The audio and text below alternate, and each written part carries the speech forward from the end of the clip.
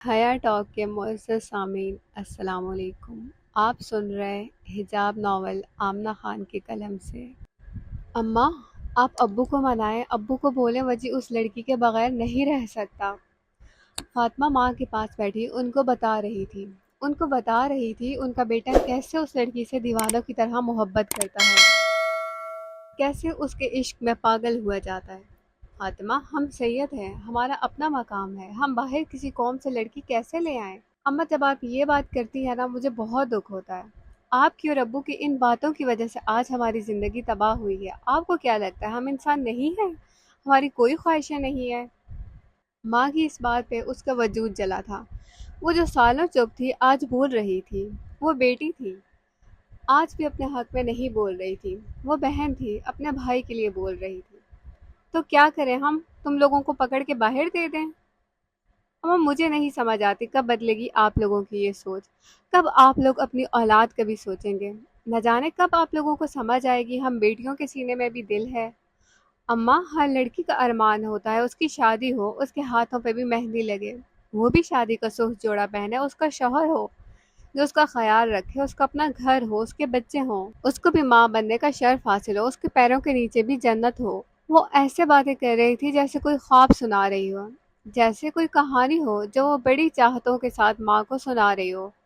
فاطمہ، بس کر جاؤ، ماں نے اپنے دل پہ ہاتھ رکھتے ہوئے کہا، جیسے بیٹی کا دکھ اب اور نہیں سن سکے گی اور نہیں برداشت کر سکے گی۔ یہ تو ایک بیٹی بول رہی تھی، اب تو باقی چار رہتی تھی جن کے اپنے ارمان ہیں، اپنے خواب ہیں، اپنی خواہشات ہیں۔ وہ ہجر کی راتیں، وہ محبوب کی یادیں، پوچھو کسی عاشق سے کیا بن کے گزرتی ہیں۔ وہ نائٹ ڈریس پہنے، ہاتھ میں چائے کا کپ پکڑے بالکنی میں کھڑا چاند کو دیکھ رہا تھا۔ چاند میں اس کا عکس آیا تھا۔ وہ حجاب میں نقاب لیے خوبصورت آنکھوں سے مسکرا رہی تھی، جیسے اس کو دیکھ رہی ہو، اظہار محبت اپنی آنکھوں سے کر رہی ہو۔ ملکہ، کوئی تم سے بھی زیادہ پر نور ہے؟ دیکھو چاند کا حسن تمہارے سامنے پھیکا پھیکا ہے، تم سے زیادہ کوئی خوبصورت نہیں ہے۔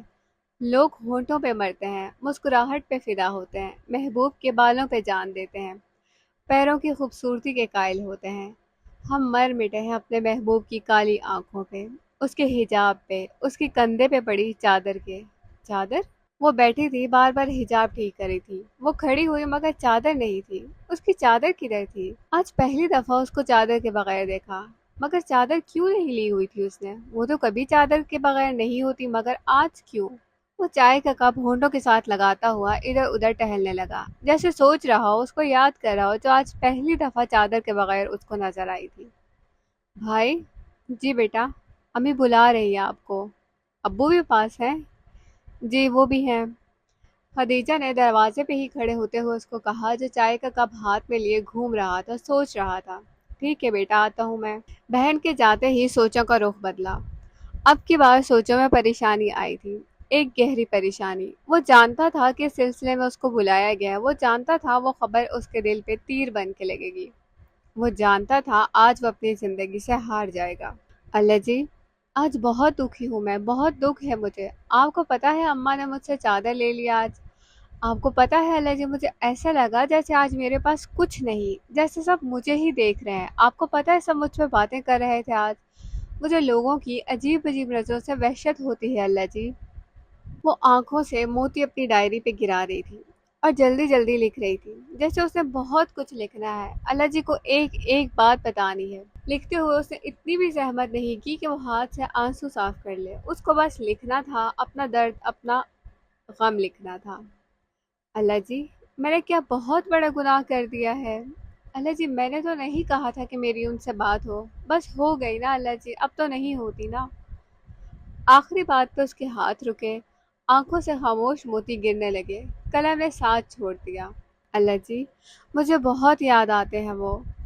خاموشی نے اب سسکیوں کو جگہ دی، وہ جو بغیر آواز کے بہتے چلے جا رہے تھے اب سسکیوں میں بدلنے لگے۔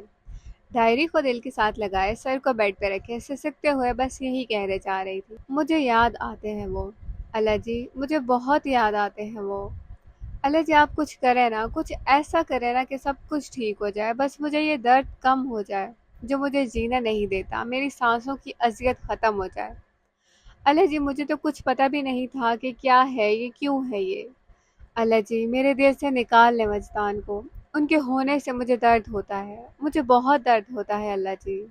اس نے اپنا منہ بیڈ کی طرف کیا، اس کے گلے کی رگیں سامنے نظر آنے لگی۔ اس نے ایک ہاتھ سے بیڈ کی چادر کو اپنی مٹھی میں لیا، اس کے منہ سے چیخیں نکلی جیسے آج اس کے ضبط کی حدیں ختم ہوں۔ اس نے خود پہ قابو پایا، اوپر ہوئی آنسوؤں کو اپنے بازوؤں سے صاف کرنے لگی، گہری گہری سانسیں لینے لگی، کھلے بالوں کے ساتھ ایک ہاتھ میں ڈائری لیے کھڑکی کے پاس آئی، پردے پیچھے کیے، آسمان کو دیکھنے لگی۔ چاند اس کے بالکل سامنے تھا، وہ چاند جس کو دیکھ کے وہ محبوب کی زیارت کرتی تھی۔ خان صاحب آپ دیکھ رہے ہیں نا یہ چاند؟ اسے چاند کو دیکھتے ہوئے کہا، جیسے اس کے دل کو الہام ہوا ہو اس کا محبوب بھی اس چاند کا دیدار کرتا ہے۔ اس نے آنکھیں بند کی، دل کو سکون آیا، درد کی لہر اس کا وجود نچوڑ کے باہر نکلی۔ آنکھیں کھولتے ہی اس نے ڈائری دیکھی، وہیں زمین پہ بیٹھی ایک ایک صفحہ پڑھنے لگی، اپنے ہی لکھے درد پہ رونے لگی۔ اس نے قلم اٹھایا اور مزید درد لکھنے لگی۔ بہتی ہوئی آنکھوں کی روانی میں مرے ہیں کچھ خواب میرے عین جوانی میں مرے ہیں، روتا ہوں میں ان لفظوں کی قبروں پہ کئی بار، جو لفظ میری شعلہ بیانی میں مرے ہیں۔ کچھ تجھ سے یہ دوری بھی مجھے مار گئی ہے، کچھ جذبے میرے نقل مکانی میں مرے ہیں۔ قبروں میں نہیں ہم کو کتابوں میں اتارو، ہم لوگ محبت کی کہانی میں مرے ہیں۔ اس عشق نے آخر ہمیں برباد کیا ہے، ہم لوگ اسی کھولتے پانی میں مرے ہیں۔ کچھ حد سے زیادہ تھا ہمیں شوق محبت، اور ہم ہی محبت کی گرانی میں مرے ہیں۔ وجدان اس لڑکی کا گھر کدھر ہے؟ وہ نظریں جھکائے اس خبر کا انتظار کر رہا تھا جو اس کے دل پہ عذاب بن کے گزرے گی۔ اس کو لگا تھا اب اس کو کہا جائے گا بھول جاؤ اس لڑکی کو۔ جی جی امی، مطلب؟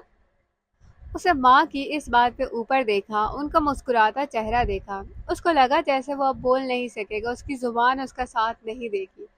ہاں تمہارے ابو اور میں نے یہ فیصلہ کیا، ہم ان کے گھر جائیں گے، تمہارے رشتے کی بات کریں گے، انہوں نے شوہر کی طرف دیکھتے ہوئے مسکرا کے کہا، اور شوہر نے بھی ان کی اس بات پہ بغیر بولے آنکھوں میں چمک لیے اپنا سر ہلایا۔ لیکن ابو؟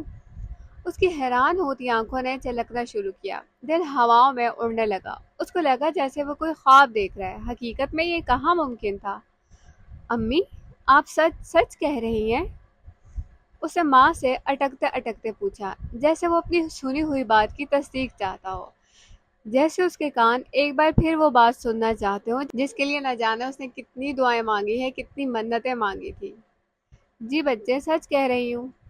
انہوں نے آج سے پہلے بیٹے کو اتنا خوش نہیں دیکھا تھا، ان کو لگا جیسے آج ان کے سینے کو ٹھنڈک پہنچ گئی، جیسے بہت تیز آگ لگی تھی آج وہ بجھ گئی۔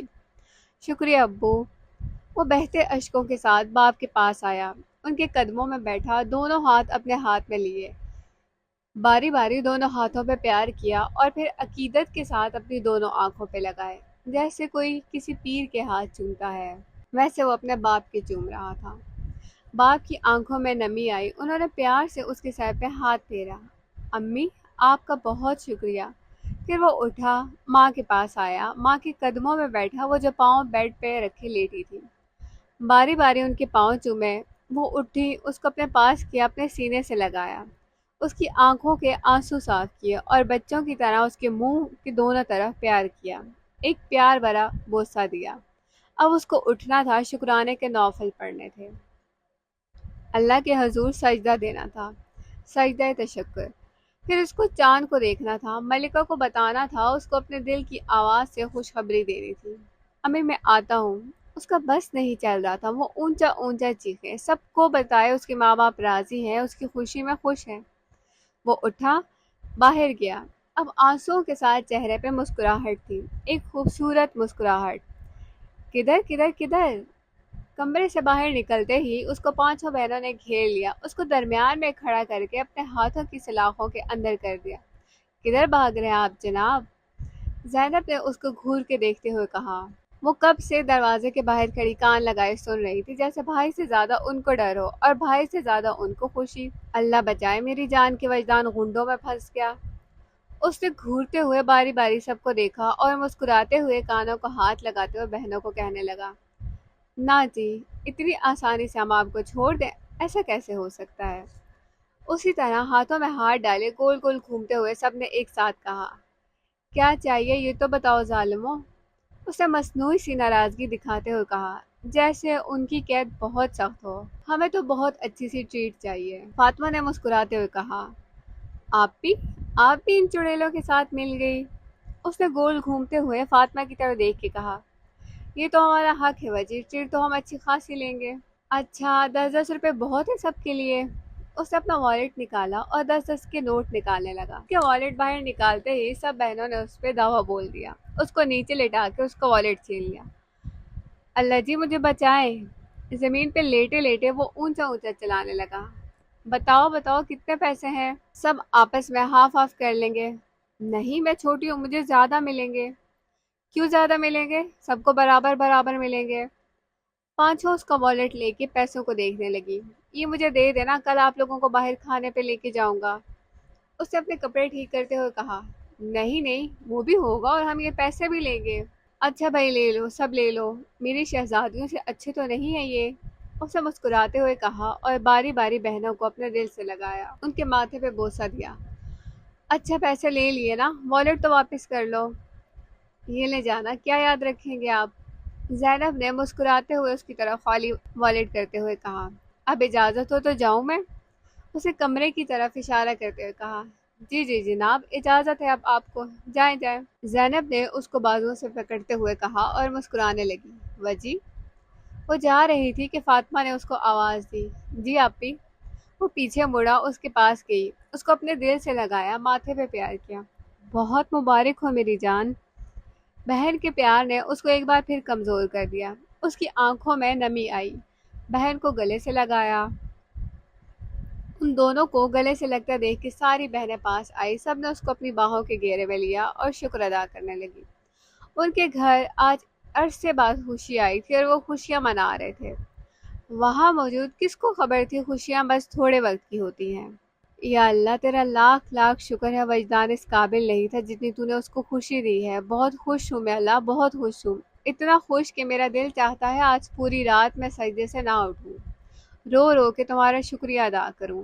وہ اپنے کمرے میں آیا، وضو بنایا، جائے نماز پہ بیٹھا اور خدا کے حضور شکرانے کے نوافل ادا کرنے لگا۔ نہ جانے کتنے گھنٹوں سے وہ یوں ہی جائے نماز پہ بیٹھے خدا کا شکر ادا کر رہا تھا، اس کی ثنا بیان کر رہا تھا، اس کو بتا رہا تھا وہ کتنا خوش ہے آج، کتنا مطمئن ہے، کتنا پرسکون ہے۔ اے اللہ تو نے آج مجھ پہ بہت احسان کیا ہے، مجھ گناہگار کے لیے منزل تک پہنچنے کا راستہ بنایا ہے۔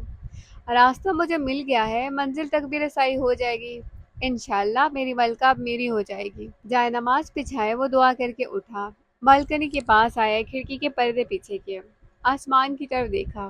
وہ چاند جس کو اس نے کچھ وقت پہلے دیکھا تھا اس کے مقابلے میں اب زیادہ چمک رہا تھا، زیادہ روشن تھا، جیسے وہ اس کو مبارکباد دے رہا ہو، اس کی خوشی میں خوش ہو رہا ہو۔ سنا ملکہ، تمہارے وجدان کی دعائیں سن لی گئی ہیں، اس کو تم تک پہنچنے کا راستہ مل گیا ہے، بس تم انتظار کرنا، وجدان کا انتظار کرنا، اس وجدان کا جو تمہیں دیوانوں کی طرح چاہتا ہے، تمہیں خدا سے مانگتا ہے۔ تمہیں پانے کے لیے ہر منت مانگی ہے میں نے، تم مجھے مل جاؤ نا ملکہ، میں اپنی جان کا نذرانہ دے کے منتیں پوری کروں گا، بس ایک دفعہ تم میری ہو جاؤ ملکہ۔ وہ اپنی خوشی کو سنبھال نہیں پا رہا تھا، اسے لگ رہا تھا وہ آج خوشی سے پاگل ہو جائے گا۔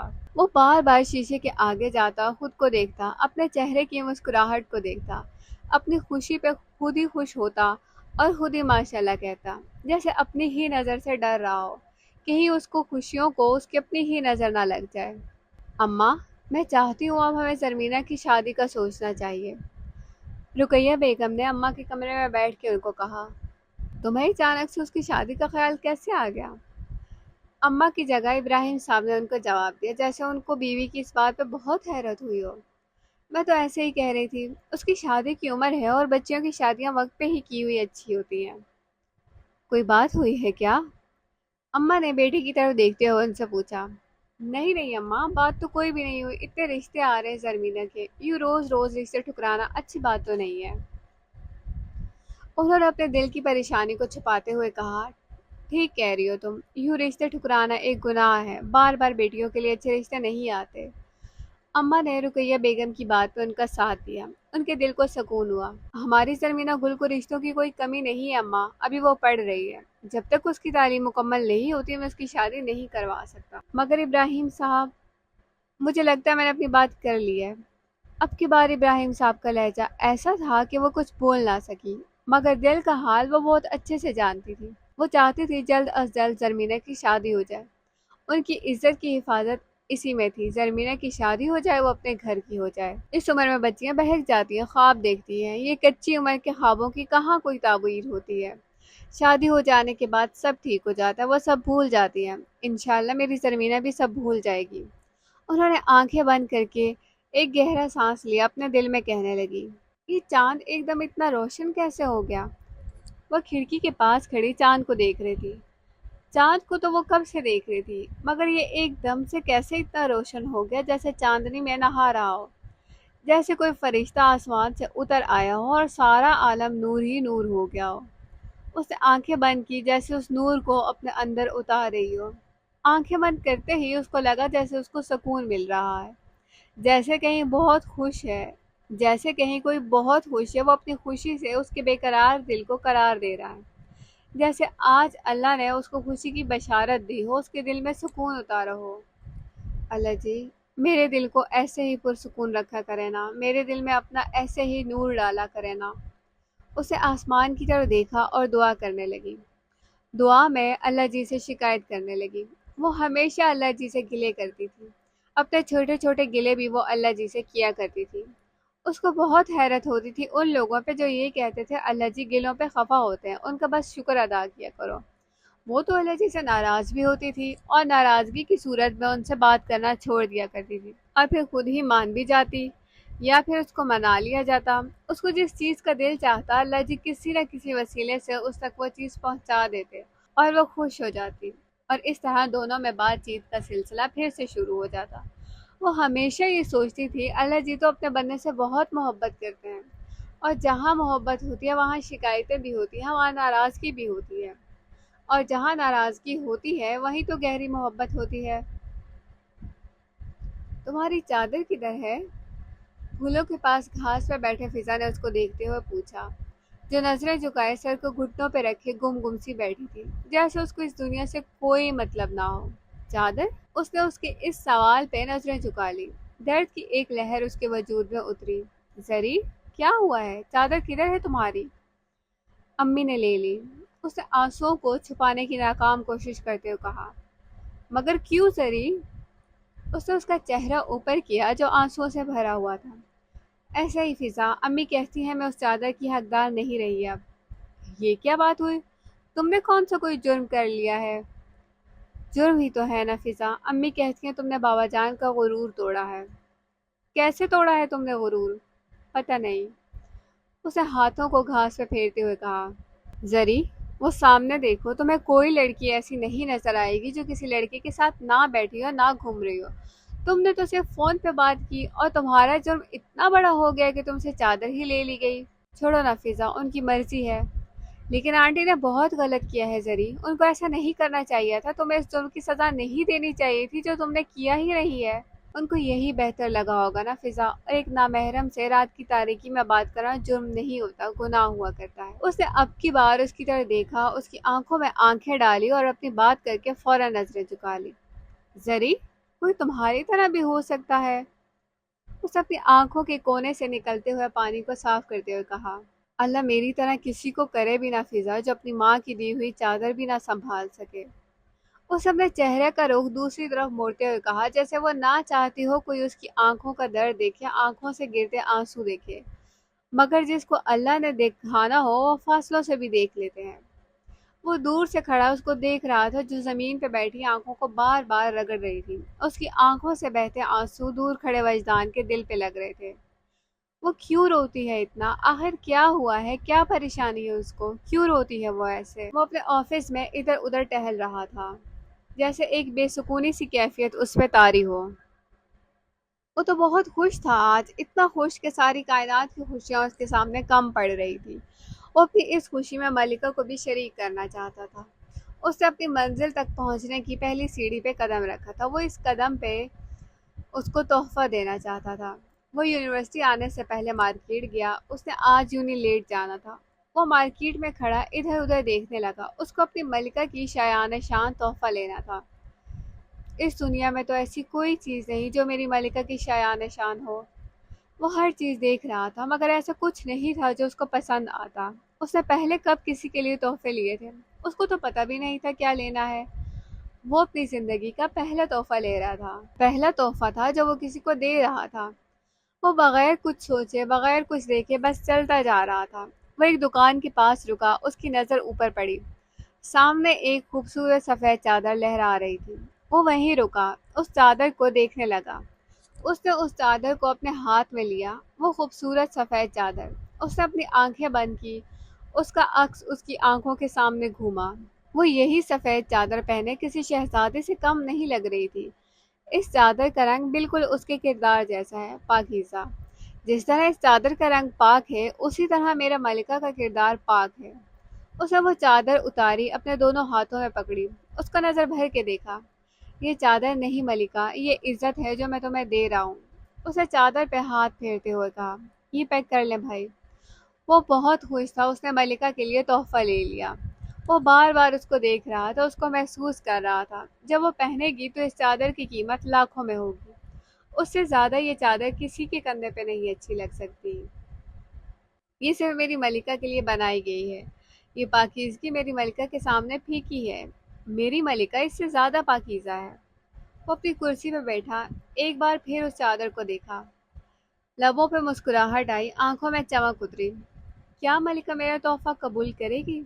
اس نے چادر کو دیکھتے ہوئے دل میں سوچا، سنو ملکہ، میں نے بہت محبت سے لیا ہے، اس کو قبول کرنا۔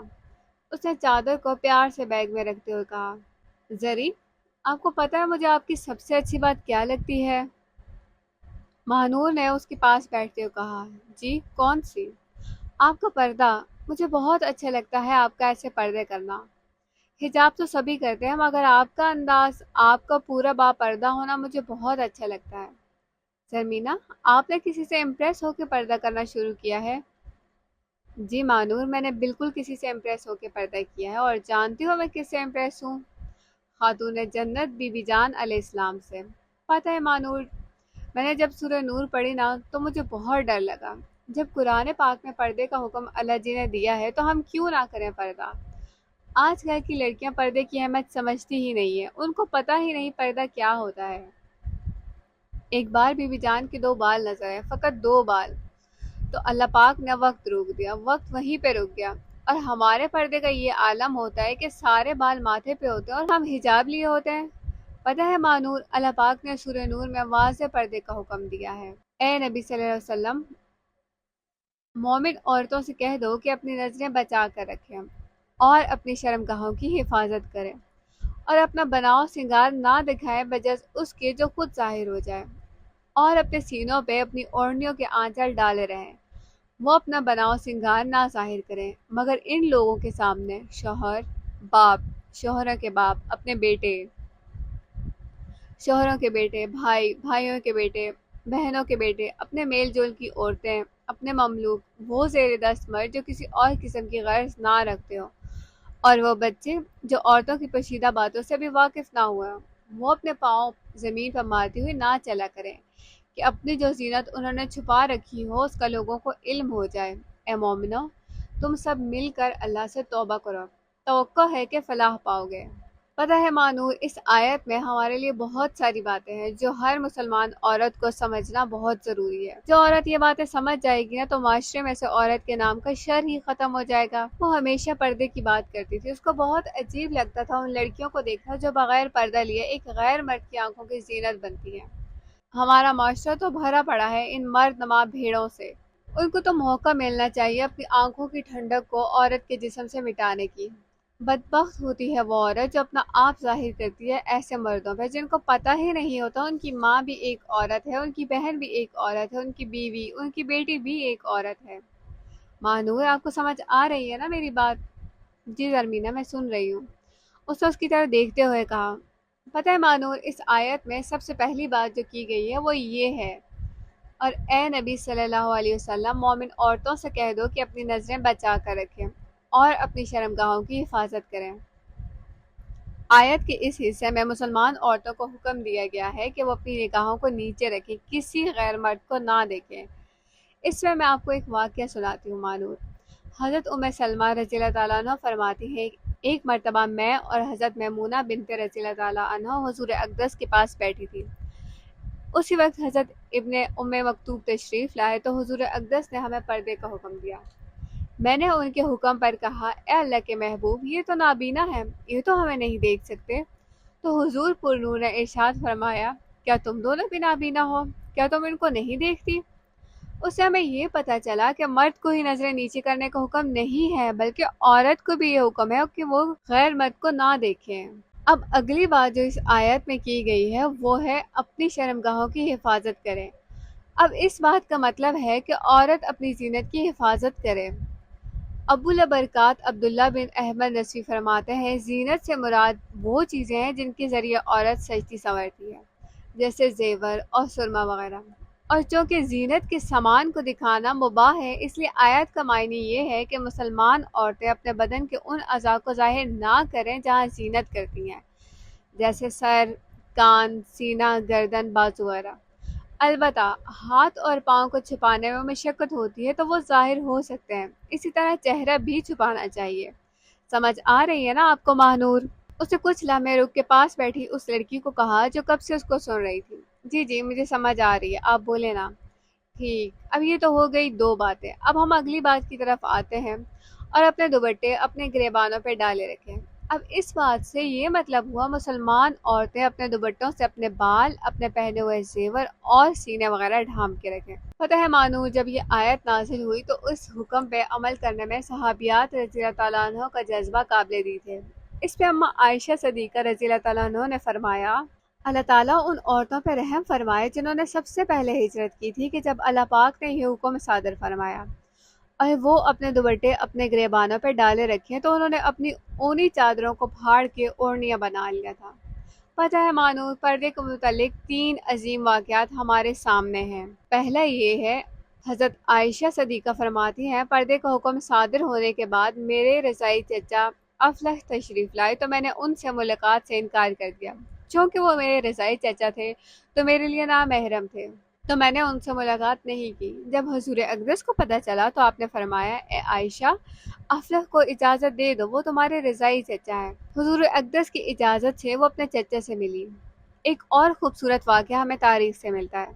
خاتون جنت بی بی جان اپنے وصال سے پہلے بہت پریشان تھی۔ آپ فرماتی ہیں کہ مجھے بہت تشویش تھی کہ عمر بھر تو میں نے غیر مردوں کی نظروں سے خود کو بچائے رکھا، اب وصال کے بعد میری کفن، میری پوش لاش پر لوگوں کی نظر نہ پڑ جائے۔ ایک موقع پر حضرت اسماء بنت امیس رضی اللہ تعالیٰ عنہ نے عرض کی، میں نے حبشہ میں دیکھا ہے کہ ایک جنازے پر درخت کی شاخیں باندھ کر اور ایک ڈالی کی صورت بنا کر اس پر پردہ ڈال دیتے ہیں۔